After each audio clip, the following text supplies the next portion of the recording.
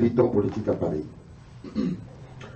J'avoue que j'ai du mal à me situer dans la démarche institutionnelle.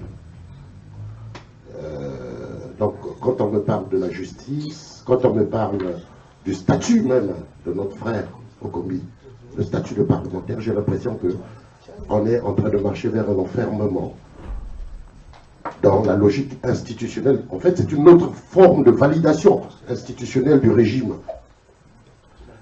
J'ai du mal, hein, parce que si on peut faire beaucoup pour celui qui est député, et ceux qui ne sont pas députés, que dirions-nous? Ceux qui sont arrêtés et qui ne sont pas députés. C'est pourquoi je veux aller plus loin. Je pense que les mêmes causes produisent les mêmes effets. Nous sommes dans une situation très regrettable. Je me réfère souvent dans ça à l'article 35 de la Déclaration des droits de l'homme, qui dit que quand le gouvernement viole les droits du peuple, l'insurrection est pour le peuple et pour chaque portion du peuple le plus sacré des droits et le plus indispensable des devoirs. Victor Hugo avait l'habitude de traiter le même problème quand il disait que il vient une heure où protester ne suffit pas. Après la philosophie, il faut l'action. Victor Hugo. J'ai le sentiment, parce que c'est tout. Aujourd'hui, on est en train de vivre la conséquence de l'inaction. On est en train de vivre une certaine compréhension on a cru qu'on avait en face quelqu'un qui pouvait comprendre. Et là, on a le démon qui est en train de montrer qu'il ne comprendra jamais. Jamais. Donc, je m'éloigne de toutes les solutions qui envisagent des dialogues, des négociations. Je pense que ça risque d'être un gros bluff de penser que ça se va négocier quand il a fait mal. Il a fait mal à Moukoko. Il a beaucoup de gens qu'il a incarcérés en violant les procédures, en ne respectant rien. Je vous avoue que toutes les plaintes qu'on fera sur les questions procédurales de la justice, ils s'en foutent royalement. Ils s'en foutent royalement. Et pour revenir à l'essentiel, je voudrais dire ceci. C'est une contribution dans ce débat. Je pense que le moment est venu pour nous tous de réaliser quels sont les obstacles véritables au départ du dictateur et de son système. Je suis convaincu on parlait du PCP tout à l'heure, on a parlé de l'armée, de la police, de la gendarmerie.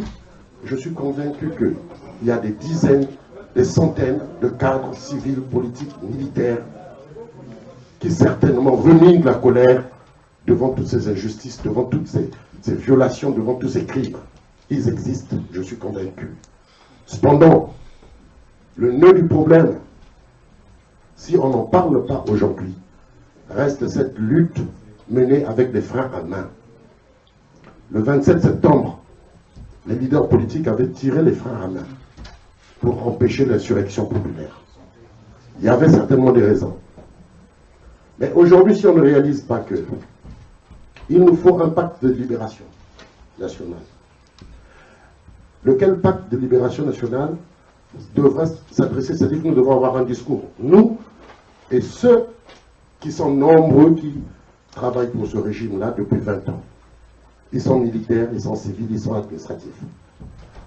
Nombreux ont participé à des mauvaises choses. Et ils ont toujours redouté le lendemain du changement. Ceux qui ont pillé, ont volé, ont construit, se sont établis des statuts sociaux tout à fait volés, ont peur de tout perdre. Malgré leur motivation, malgré le fait qu'ils savent que Sassou est un dictateur. Mais ils ont peur de tout perdre. Et ils font la révolution avec frein à main. C'est-à-dire que tant qu'ils ne sont pas sûrs de leur lendemain, je suis prêt à parier quand on sera ici, il n'y aura pas soulèvement véritable au Congo. Et ça, c'est un enjeu majeur aujourd'hui. C'est pourquoi je parle de pacte de libération, parce que je pense qu'il est temps maintenant qu'on dise à nos amis de Brazzaville, qu'on leur parle. Ils sont au PCT, ils sont partout, ils sont dans tous les partis de Brazzaville. L'excroissance du PCT, on connaît. Il est temps qu'on leur dise, messieurs, et je crois que Guy en a parlé un peu sur la vérité et la réconciliation. Il faut leur dire que nous ne nous en prendrons pas à vous, les supplétifs, vous qui exécutez. Notre problème, c'est ceux qui ordonnent. Et ceux qui ordonnent, on les connaît. Il faut qu'on dise aux militaires qui ont combattu avec leurs frères militaires à l'époque de 97, on le sait aujourd'hui, que les militaires congolais, pour la plupart qui sont au pouvoir actuellement, notamment la petite frange qui existe encore, ils ont eu un contentieux militaire avec leurs frères d'armes, parce qu'ils se sont battus en 97. Et il y a une bonne partie de ces militaires qui continuent à avoir peur, en se disant, est-ce que les autres militaires qui sont partis en exil, leur retour ne voudrait pas dire que nous allons être complètement... il y aura une revanche. Il faut qu'on explique que nous pouvons signer un nouveau pacte de libération avec tous les amis qui sont là-bas, qu'ils soient militaires, civils, administratifs. Et ce pacte de libération devait nous conduire à faire en sorte que ces gens-là accompagnent le soulèvement des populations. Nulle part on a fini avec une dictature lorsqu'on n'a pas réussi à briser le mur de l'autorité. Il faudrait qu'on soit capable de briser ce mur-là, s'il vous plaît. On a des amis tous là-bas, mais malheureusement qui ont le péché d'avoir travaillé pour le régime depuis 20 ans. Sachez-le que 20 ans, en 20 ans, ça soit à 4 générations de nouveaux officiers. Tous ceux qui ont commencé en 2000, les nouveaux officiers qui sont commandeurs colonels aujourd'hui, ont commencé pour la plupart en 2000, sous la coupe des mêmes. Les policiers, pareil. Les soldats, c'est pire, parce qu'il n'y en a plus beaucoup, il n'y en a plus que presque 10% dans l'armée, ceux qui étaient là au temps de l'Issouba. Et il n'y a plus que 10% d'officiers qui étaient là au temps de l'Issouba. Le reste, ce sont des gens qui ont été fabriqués de toutes pièces depuis 20 ans. Et ça, il faut le savoir. Dans l'administration publique, nous n'avons plus de cadres qui ont travaillé au temps de l'Issouba au poste de commandement. Il n'y en a plus beaucoup. Ils connaissent très bien le problème. Ceux qui sont là, ce sont des gens qui ont été fabriqués depuis 15 ans, 16 ans, qui ont gravi tous les échelons dans l'arbitraire, les échelons de l'administration, et c'est eux qui pilotent l'administration aujourd'hui. Donc nous avons en face un système qui a su se reproduire tant soit peu. Maintenant, le moment est venu qu'on parle à ces gens-là en leur disant « Laissez tomber ce pouvoir-là, il ne vous arrivera rien parce que nous prenons l'engagement. » Et que Okombi, Mokoko, représente cela en fait. Eux qui ont accepté de changer. Je vous remercie.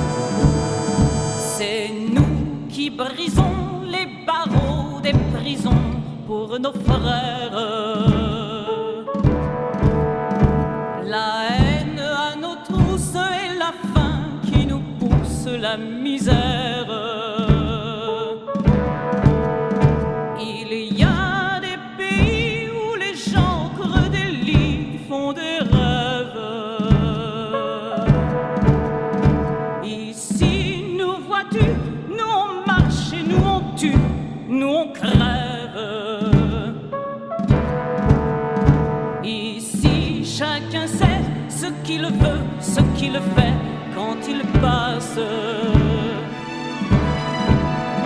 Ami, si tu tombes, un ami sort de l'ombre à ta place. Demain, du sang noir séchera au grand soleil sur les routes. Chantez, compagnons, dans la nuit, la liberté nous écoute. Ami, entends-tu les cris sourds du pays qu'on enchaîne?